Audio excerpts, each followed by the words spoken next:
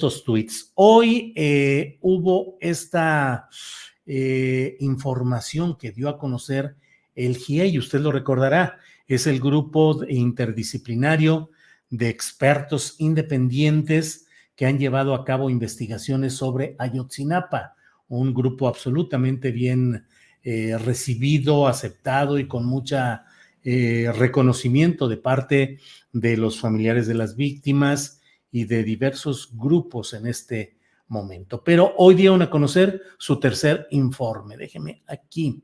Esto pusieron en su tercer informe de hoy y dicen, hay información que se ha ocultado al GIEI. Por ejemplo, que el ejército controlaba el C4, ya sabe usted, este centro de comando y control de comunicaciones que se establece en los estados, y bueno, si el ejército tenía el control del C4, pues ni modo que no supiera lo que durante horas estuvo sucediendo en Iguala Guerrero en aquella ocasión.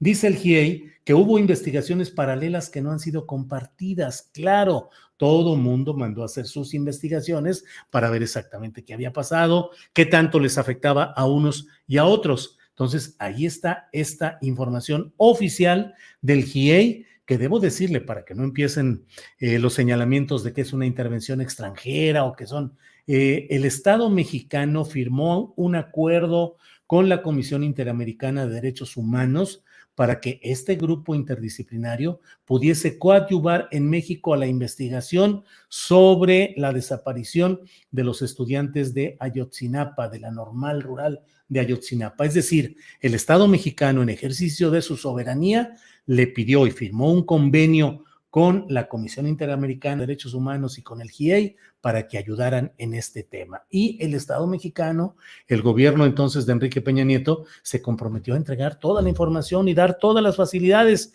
que en términos generales fueron simuladas, fueron absolutamente mendaces, inventadas en muchos casos, pero donde sí topó con pared el GIEI fue cuando quiso ahondar más en el caso de los militares, el papel de la zona militar de Iguala Guerrero, el conocimiento que tuvieron los altos mandos, que el contacto también entre militares corruptos y narcotraficantes, en este caso de heroína, con aquel caso de lo que iba en un segundo autobús en el cual se suponía que iba una carga que fue la que motivó muchos de estos problemas. ¿Qué hay sobre eso? Ahí no pudo avanzar ya más el GIEI.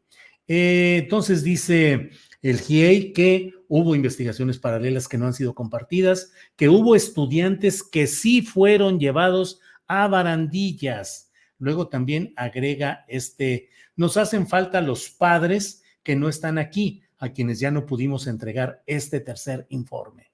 Luego hay otra parte donde dice, hay 3 momentos clave de simulación. Las autoridades omitieron y cambiaron información para ocultar lo que sabían. Por ejemplo, se decide capturar a personas como posibles responsables y a partir de esas detenciones se elabora una versión de los hechos. Es decir, 3 momentos claves de simulación. Las autoridades omitieron y cambiaron información para ocultar lo que sabían. Decidieron capturar primero a personas como supuestos responsables y luego fueron acomodando una versión de los hechos a partir de esos detenidos que ya tenían. Disculpe si subo a veces el tono, pero es que me indigna, siempre me ha indignado desde que escuché a Jesús Murillo Caram, un gran mentiroso, un hombre dedicado a la mentira, a la corrupción, a la difamación, a servir a sus jefes políticos de manera abyecta. Desde que lo escuché rendir esa información de esta es la verdad histórica, con ese aire parsimonioso, tranquilo, de ir relatando toda una historia y decir, pues está confirmado, está comprobado, ¿qué hacemos? Esta es la verdad histórica. Bueno, por ahí están los videos correspondientes a esos momentos de lo que yo protesté y lo que dije y lo que pensé sobre esa mentira que evidentemente estaban construyendo desde esa instancia del poder de Enrique Peña Nieto. Bueno, otro tuit dice, hay llamadas ficticias creadas por funcionarios, hay simulaciones en las fechas, lugares y formas en que se dieron las detenciones. Las tarjetas informativas de las policías de todos los niveles entregadas eran falsas. También las bitácoras. Releo esta parte. Hay llamadas ficticias creadas por funcionarios. Llamadas ficticias creadas por funcionarios. Hay simulaciones en las fechas, lugares y formas en que se dieron las detenciones. Las tarjetas informativas de las policías de todos los niveles entregadas eran falsas. También las bitácoras. En este tercer informe del GIEI también señalan se cambiaron las placas de las patrullas que participaron en los hechos. Se llevaron a cabo torturas. Pues sí, lo elemental, lo básico. Dice el GIEI Ayotzinapa, un elemento particular de simulación, el del basurero de Cocula. Esta versión surgió el 26 de octubre y se generó mediante, bajo tortura. Durante 7 años se ocultó información en torno a este lugar.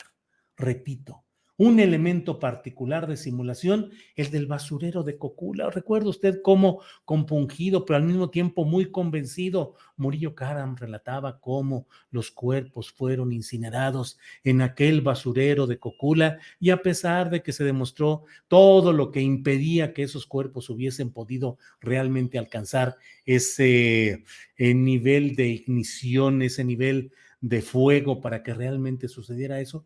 Pues no, pues ellos se aferraron a que ahí había sido y se acabó. Dice también, y esto es también muy relevante, dice el GIEI Ayotzinapa, el ejército visitó el basurero de Cocula semanas antes del 26 de octubre y no encontró nada ahí. Así se consignó en documentos oficiales. El lugar se transformó después. Fíjese nada más, el ejército visitó el basurero de Cocula semanas antes de que Murillo Karam y compañía dijeran que ahí había sido donde se habían incinerado los cuerpos de los estudiantes de la Normal Rural de Ayotzinapa. El ejército ya había estado ahí y no había nada, no encontró nada, no encontró nada ahí. Eso dice el GIEI. Así se consignó en documentos oficiales. ¿Y qué hicieron los señores secretarios de la Defensa Nacional, el señor general Salvador Cienfuegos y sus subsecretarios y todo el mundo? Mentir, acompasarse, callarse, acomodarse a la versión oficial. ¿Por qué ninguno de ellos salió a decir esto mismo? Que habían visitado el basurero de Cocula semanas antes de que se diera a conocer la versión de Murillo Karam de que ahí los habían incinerado y que no habían encontrado nada ahí.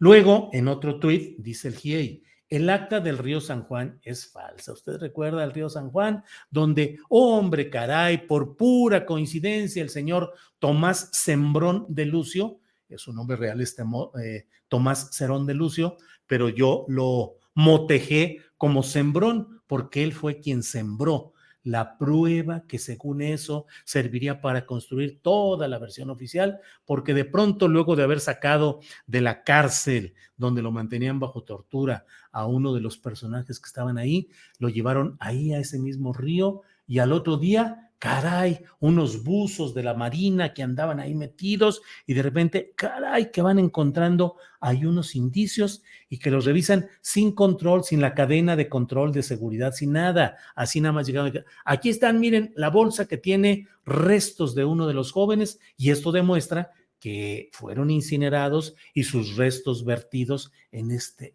río. Dice el GIEI, el acta del río San Juan es falsa. La Ministerio Público, la gente del Ministerio Público que la firma, no estuvo ahí. Se crea una comisión de la verdad por parte del gobierno con la instrucción de que todas las autoridades colaboraran. Tampoco sucedió. Los archivos se abrieron hasta marzo del 2021, hasta marzo del 2021. Ni siquiera en el 19 o en el 20 ya con el presidente López Obrador en el poder, sino hasta marzo del 2021, es decir, hace un año.